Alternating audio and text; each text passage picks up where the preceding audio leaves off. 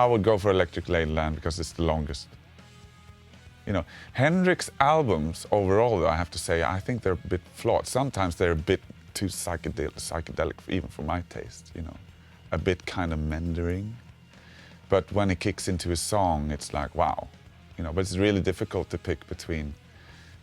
My favorite Hendrix album is actually Band of Gypsies, which is a live album, New Year's Eve. And it's got Buddy Miles on drums and vocals, and that vocal, I mean, he is a better singer than Hendrix himself. And Hendrix plays the best guitar, rock guitar ever on that record. It's almost like I want to say that's a fact.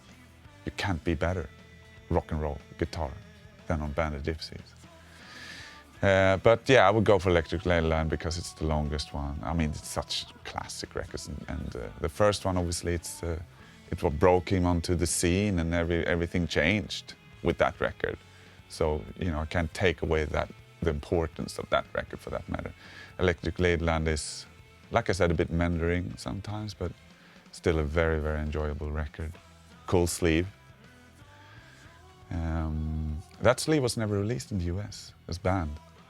They just put a generic picture of him in the middle of a guitar solo on the sleeve, and not the naked ladies that you got over here. But he was based, I mean, his manager was Chas Chandler, right? Animals. Funny thing, I went to his old flat. I can't remember where, but they have like it's called the Hendrix Museum now, right? So I went there, and it's like they made a kind of a replica of his flat. I think there was just one piece of furniture that was actually his. The rest had been replaced. But there was they had like a section which was his record collection. So you could go through what he was listening. I'm guessing lots of that stuff was, you know, records that were given to him by Eric Clapton. So like the Cream was in there, and some classical music and blues stuff, of course. But one record was really odd that was in there. I remember, oh my God, did he have this one? A Norwegian band called The Dream, which has now a fairly famous jazz fusion guitar player called Terje Rypdal.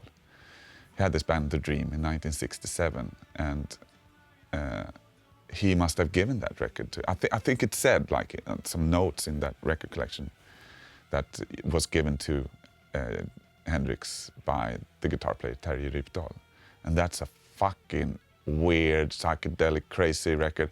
Horrendously hard to find. Nobody heard about it really outside of Norway. I have 3 copies.